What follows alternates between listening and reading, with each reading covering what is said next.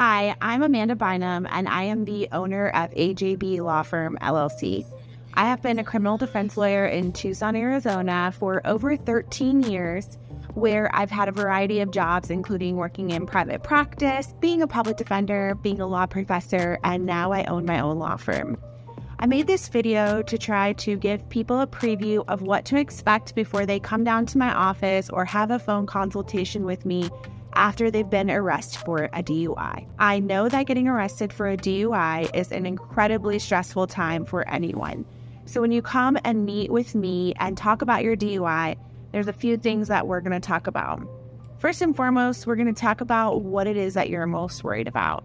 So every person is different, and some people may be more worried about having to do some jail time versus someone might be more worried about losing their driver's license for a little while or any other kinds of collateral consequences that might have to do with a family law case or their job or something like that. So we talk about what you're most concerned about, and then we devise a plan in order to try to help you to get the best resolution in your case. Now, from the initial consultation, I'm not going to know everything about the evidence against you. I'll be able to get a little preview of what happened based on what you can tell me, but I'm going to have to wait for the police reports in order to give it a more thorough review and evaluation from a legal standpoint. But we can talk about what's most important to you, and I can help to give you more realistic expectations about what to expect based on what court you're in, because every court in the state of Arizona handles these things a little bit differently. So there's a few things that you might be worried about after you've gotten arrested for a DUI. So if you were arrested for a DUI, the police tried to invoke the admin per se law, which means that if you are arrested on suspicion of driving under the influence in the state of Arizona, you have to consent to a test of your blood or breath for determination of blood alcohol concentration. So if you are arrested and you do consent, the police tell you you're going to lose your license for 90 days, and they give you a piece of paper and they give you 30 days in order to request a hearing on that.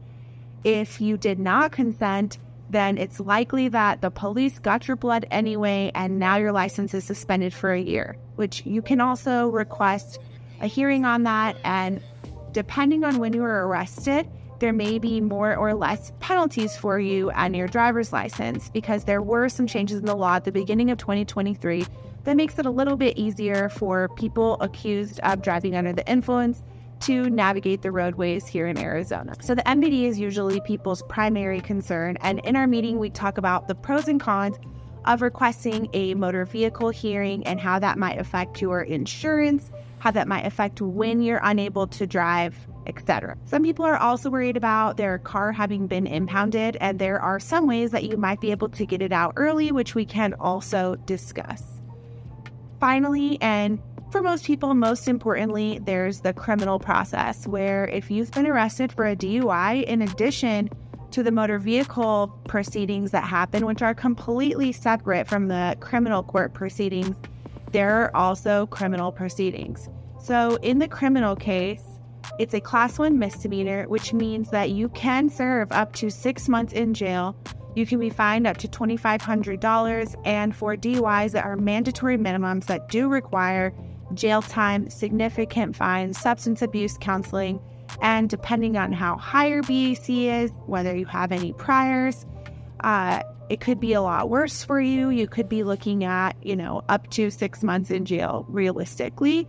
But for some people, if you get arrested and taken to jail on the night of your arrest, you may not have to do any jail time.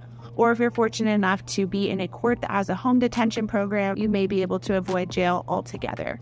So we will talk about all of those things and what to expect at each court hearing and what to expect along the way as we are gathering evidence.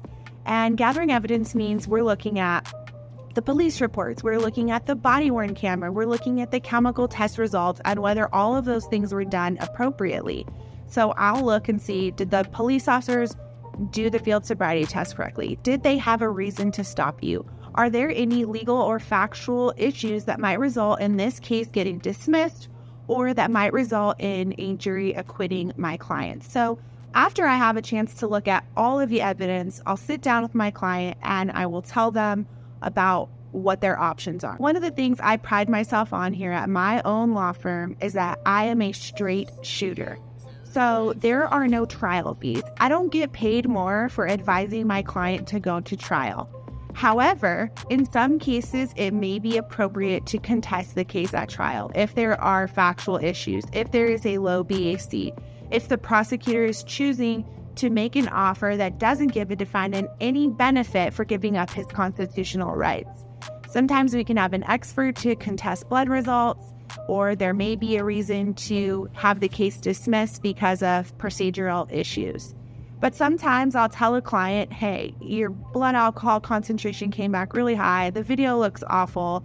Let's try to cut your losses here and make it so that you pay less fines and you do less time in jail. And I think that's the best way to practice, because if an attorney is going to trial on every single case, they lose integrity with the prosecutors, with the judges, and with their clients, who may end up getting a worse outcome simply because the trial lawyer litigates every single case.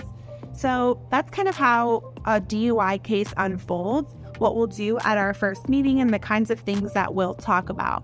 So I'm looking forward to meeting with you. If you come in for a consultation here in my office, on Zoom or on the phone, we at AJB Law Firm are here to help, and we have years of experience helping people accused of DUI in Tucson and throughout the state of Arizona. Thanks for listening to this video.